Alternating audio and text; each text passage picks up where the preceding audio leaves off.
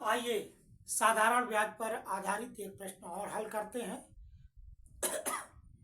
बहुत ही महत्वपूर्ण प्रश्न है ये, और एक तरह से जटिल भी, एक तरह से मान के चलिए जो नहीं जानता है उसके लिए जटिल भी है। आइए इसको आसान तरीके से समझाने की कोशिश करके आपको मैं बताता हूँ। बहुत सारे महत्वपूर्ण प्रतियोगी परीक्षाओं में पूछा गया है। कह रहा है एक निश्चित राशि साधारण ब्याज पर 5 वर्षों में स्वयं की 3 गुनी हो जाती है।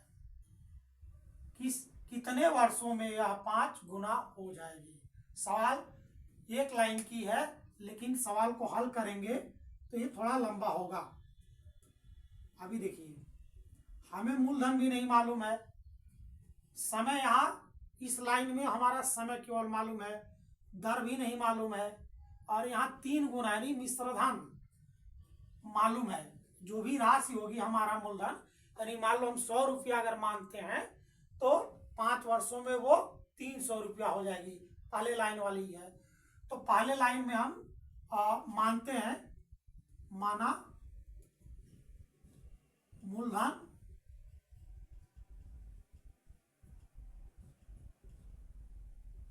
P है, ठीक। तो मिश्रधन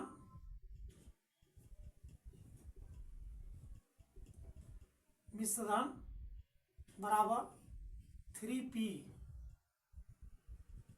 होगा। क्यों होगा? क्योंकि कह रहा 3 गुना, यानी 3 गुना वो मिश्रधन, यानी 100 रुपया हमने 5 वर्षों के लिए डाला तो वो 300 रुपया होना है। अब किस दर पे होना है ये ध्यान देना है आपको। तो यहाँ देखिए, हमें समय मालूम हो गया, मूलधन मालूम हो गया, तो साधारण ब्याज भी ज्ञात कर लेंगे। लगे आप, साधारण ब्याज। अब ये साधारण ब्याज हम ज्ञात करेंगे, तो साधारण ब्याज करेंगे तो मिश्रधन में से मूलधन को घटा देंगे। मिश्रधन माइनस मूलधन। अब इसको घटाएंगे, मिश्रधन हमारा 3P है और मूलधन हमारा P है।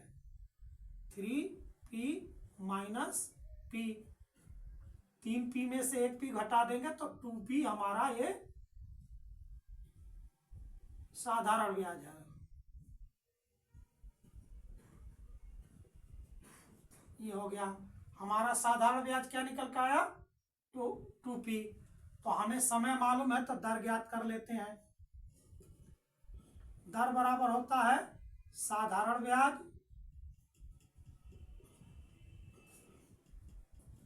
गुणा 100 मूलधन गुणा समय। देखिए, साधारण ब्याज हमारा यहाँ 2P आ गया,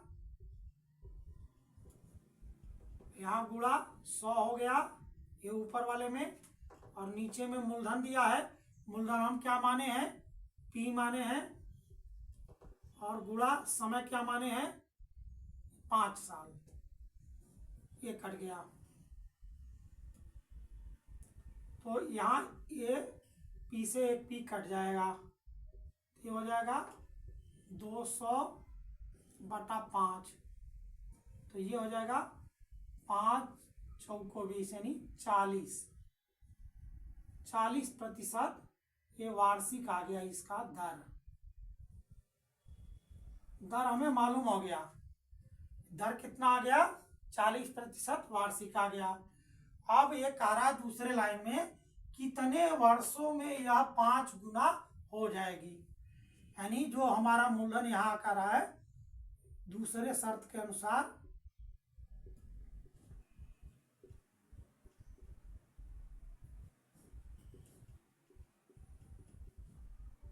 कह रहा है कि जो हमारा मूलधन है वो P है, और यहाँ मिश्रधन हो गया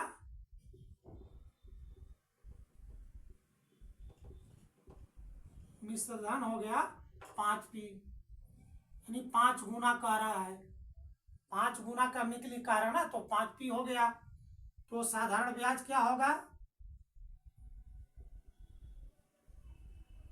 साधारण होगा 5p में से मूलधन को हम 1p को घटा देंगे। ये हमारा मिश्र धन है और मूलधन को घटा देंगे तो हो जाएगा 4p।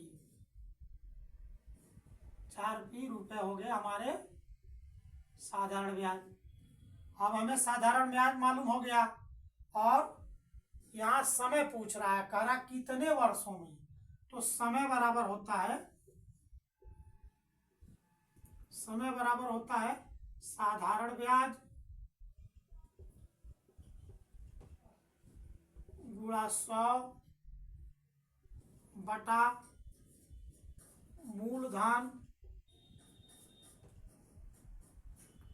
गुणे दर। अब हमें दर देखिए यहाँ 40% आ गया है, तो ये यहाँ रख देंगे मान को। साधारण ब्याज क्या आया? 4p। इसके अनुसार हमारा साधारण ब्याज क्या आया? 4p। तो 4p को यहाँ रख देंगे। अब गुणे यहाँ 100 है तो 100 लिख देंगे। अब बटा में मूलधन यहाँ p है, मूलधन p है और गुणे दर क्या है? 40% या 40 यहाँ लिख देंगे। अब इस p से ये p कट गया। अब ये हो गया 100 में जब 4 का गुणा करेंगे तो 400 हो जाएगा और बटे 40 ये इससे कट गया, 4 दहा में 40, अर्थात समय क्या आ गया हमारा? समय आ गया 10 वर्ष। ये 10 आ गया ना, तो समय ही पूछ रहा है, कह रहा कितने वर्षों में, यानी वो वर्ष समय क्या हुआ? 10 वर्ष। अतः 10 वर्षों में 5 गुना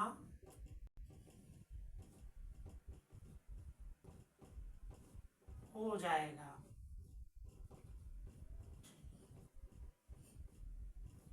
यही पूछ रहा है, कह रहा कितने वर्षों में यह 5 गुना हो जाएगा, तो 10 वर्षों में 5 गुना हो जाएगा। यही इसका आंसर है, यही इसका हल है। देखिए सवाल बहुत छोटा है, लेकिन अगर नहीं समझ पाएंगे इस सवाल को बना नहीं पाएंगे। पहला नंबर दर नहीं ज्ञात करेंगे, जब दर नहीं ज्ञात होगा और दूसरे शब्द को भी नहीं समझेंगे तो यहाँ साधारण ब्याज परिवर्तित हो गया 4p आ गया, यहाँ साधारण ब्याज 2p आया। ये सब समझ करके लगाएंगे तो आपको आसानी से सवाल लग जाएगा। यदि हमारा लगाया हुआ आपको समझ में आ गया हो तो हमारे चैनल को लाइक करिए, शेयर करिए और सब्सक्राइब कर लेंगे तो और भी अच्छा लगेगा। धन्यवाद।